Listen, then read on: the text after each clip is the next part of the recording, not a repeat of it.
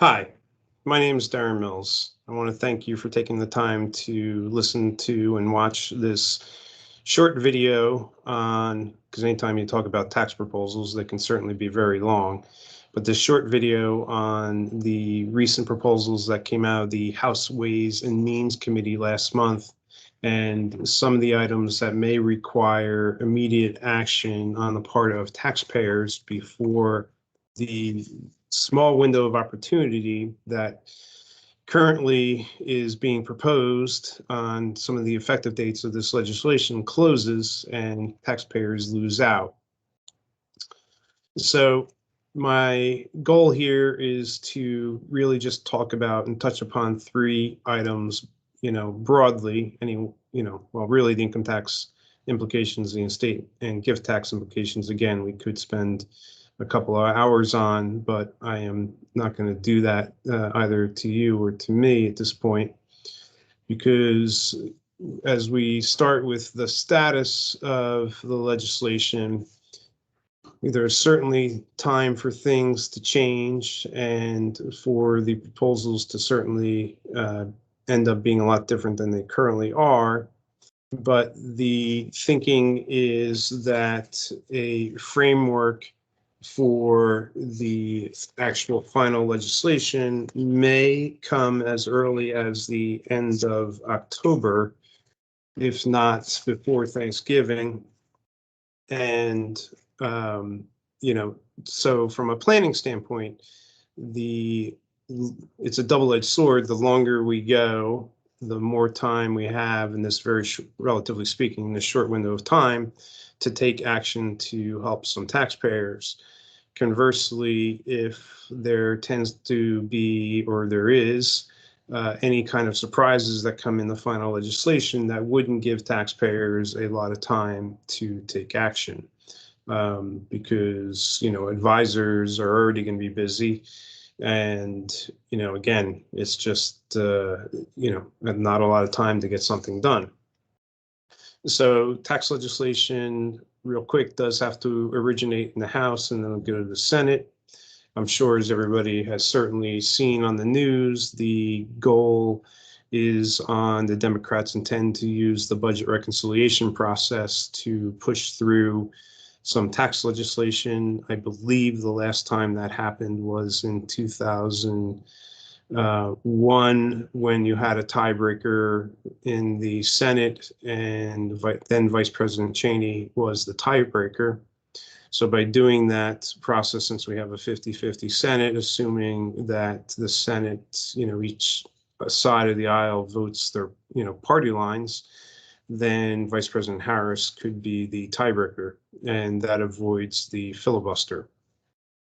So the effective date of most of the proposals are January 1st of 22, except for grantor trusts, which we'll talk about in a little bit, and capital gains, the increase to the capital gain rate, which has right now, the way it's drafted, has an effective date for tax years ending after, that's critical language, tax years ending after September 13th of 2021, which would certainly create, administrative problems for certainly financial institutions when it comes to reporting and tracking, and for taxpayers alike, in trying to figure out what gains may be subject to a higher rate. On the income tax side, again, the ordinary rate is being proposed to be increased to 39.6%. That's not anything really shocking, frankly. That's what it was prior to the Tax Cuts and Jobs Act. So really, it's just going back to the old rate. It would increase the top capital gains rate to 25% from 20%. And again, just be wary of that, effective date, if in fact it goes through as proposed. Then there would be a 3% surcharge on the excess of modified adjusted gross income, not taxable income, over $5 million.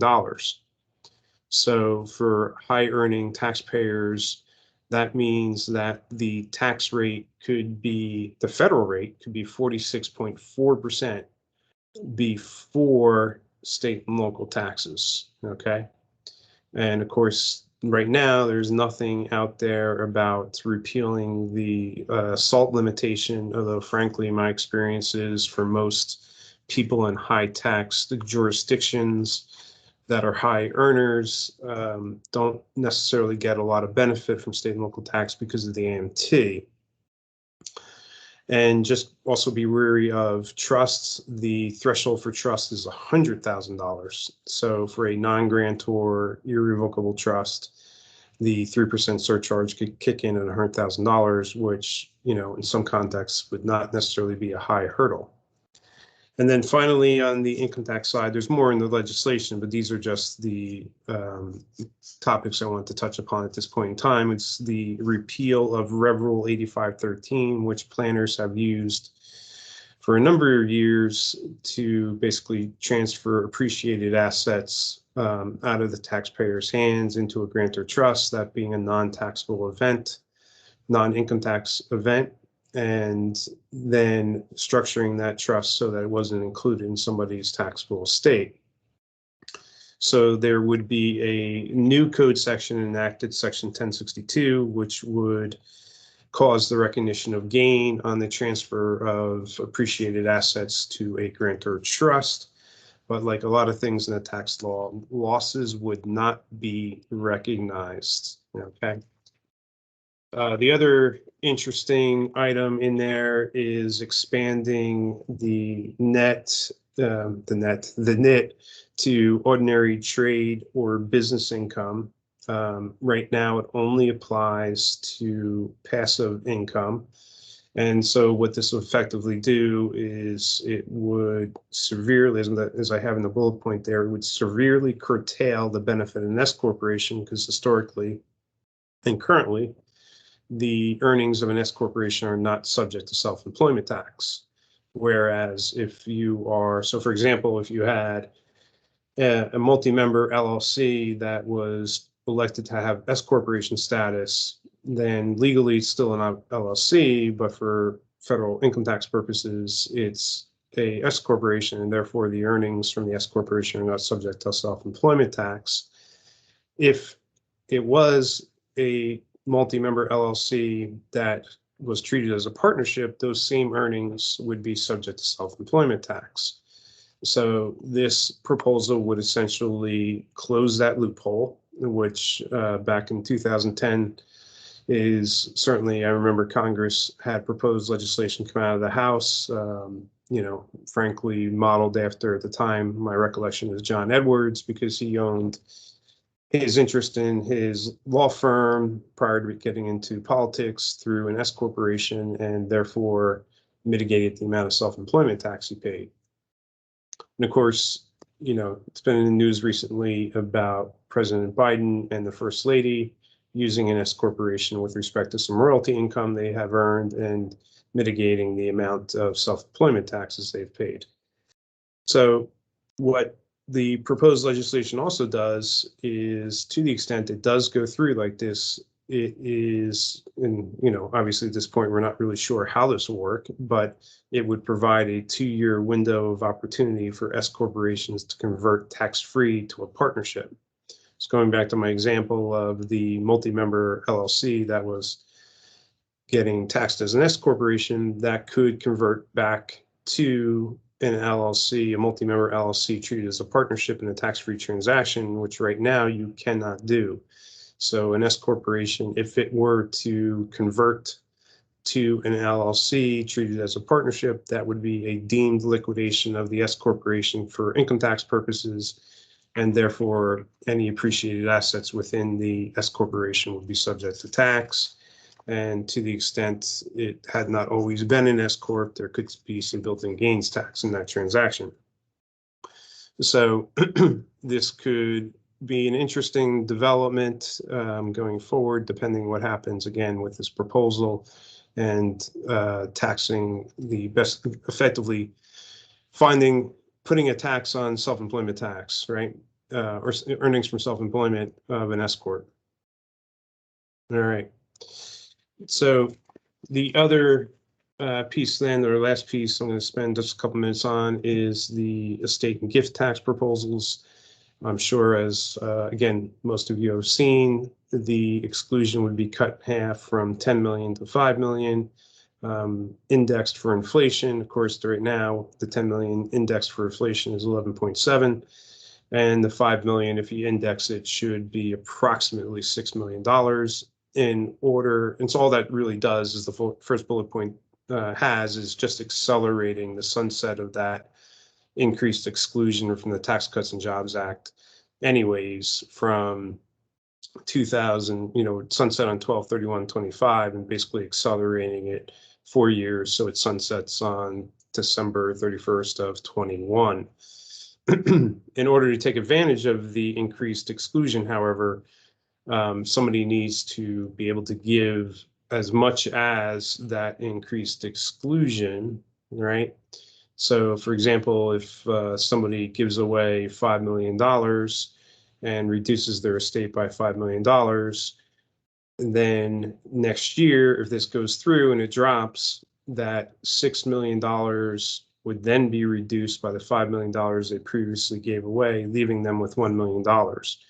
So they haven't really gained much. And then finally, the last point I want to talk about is grantor trusts. The critical point here is that the proposed legislation would have an effective date as of the date of enactment, so presumably the date that President Biden signs it. And so therefore, going forward, any grantor trust created or funded after that date would be included in the decedent's gross estate. If there is a termination, for example, the grantor trust becomes a non-grantor trust, or distributions are made during the grantor's life out of that grantor trust after the date of enactment, that could also cause that to be a taxable gift. So this is certainly critical proposed legislation that people need to really consider what they are doing, have done historically, and what they would like to do going forward. Again, with a very potentially short window of opportunity. So this would affect GRATs, intentionally defective grantor trusts. Cuperts would be affected, and potentially ILITs as well. A lot of ILITs are structured as grantor trusts. So taxpayers need to think about potentially pre-funding the ILIT so that the premiums are there to pay in the future. I should say the funds are there to pay the premiums in the future. Or if they are considering setting up an ILIT, putting enough cash in there to do the same thing, or purchasing a single premium, for example, single premium whole life policy that's completely funded up front. So that issue, again, is not, that the insurance proceeds don't get pulled back into the gross estate, which of course would mitigate the whole purpose of the ILIT. Okay, so and last thing is the repeal of valuation discounts for non-business assets. Valuation discounts for trade or business assets would still exist, but it would be for non-business assets. So, investment portfolios, things of that nature, that, where historically taxpayers may have used family limited partnerships or family limited liability companies and taken advantage of the discounts, that would also no longer be available as of the beginning of next year if this legislation goes forward as proposed. So this would be an area, again, well, everything as far as we start moving assets and transferring assets need valuation, and we need discounts. Valuation people are going to be very busy between now and year end. So valuation people, trust and estates attorneys, such as myself, insurance professionals, and accountants may find themselves, or should find themselves, extremely busy between now and year end, helping their clients evaluate what these proposals mean, along with their financial advisors, and what they should be doing to potentially plan so that they don't get left on the sidelines. And my bio's here in the back, along with my contact information. And I welcome any questions to discuss what this may mean. and happy to speak to you at that point. You can always email me. Sometimes it's the best way to get me. If you email me, and I can shoot you back sometimes that days and times that I'm available to have a conversation. Thank you and have a great night.